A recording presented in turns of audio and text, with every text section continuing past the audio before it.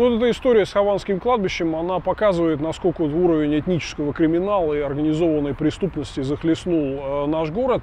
Дело в том, что, ну, это же суббота, это очень популярное кладбище. Я периодически туда езжу, у меня мама там похоронена. То есть я, в принципе, мог попасть в эту всю историю, да, и, конечно же, меня больше всего возмутило полное бездействие полиции, потому что они знали о том, что готовится такая этническая криминальная разборка. Известно, что там несколько дней из-за этого дежурил ОМОН.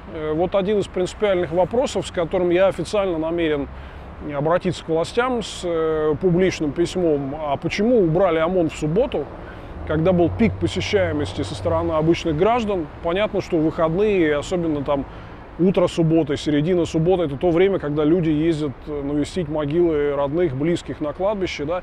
И ровно в этот момент ОМОН убирается, и тут же там, по-моему, буквально через считанные минуты приезжают эти вооруженные кавказцы для того, чтобы учинить разборку.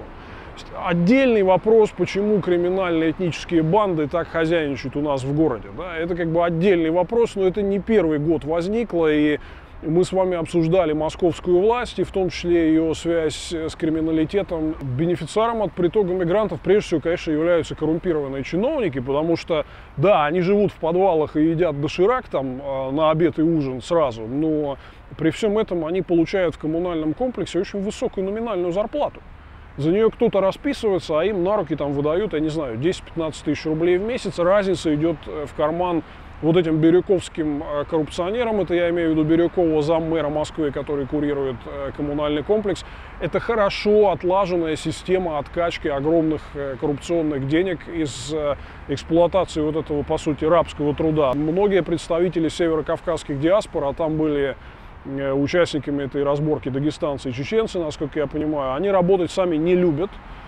Они любят что-то, как говорят, держать, там криминальные группировки контролируют какие-то выгодные бизнесы, собирают дань, но вот так, чтобы сами работать ручками, вот у них на Северном Кавказе это считается непрестижным, да?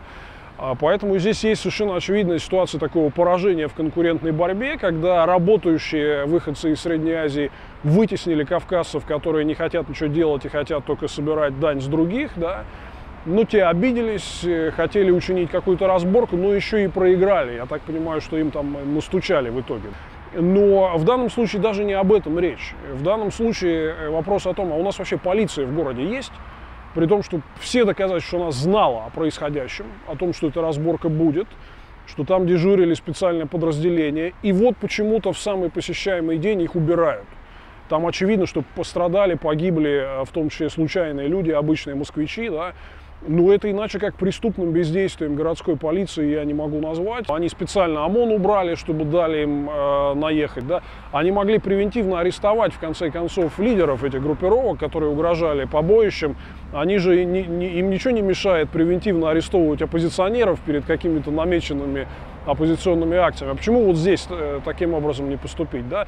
Но они этого не делают, потому что они и боятся этих диаспор, и, в общем, во многих процессах, в том числе в сфере ЖКХ, прежде всего, находятся с ними в доле.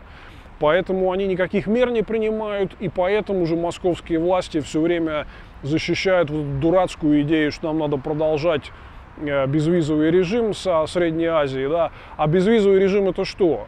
Если по рабочим визам может ехать только тот, кто имеет здесь конкретную работу, то при безвизовом режиме сюда могут въезжать преступники, праздно шатающиеся, вот все эти элементы, от которых мы получаем известные нам всем проблемы.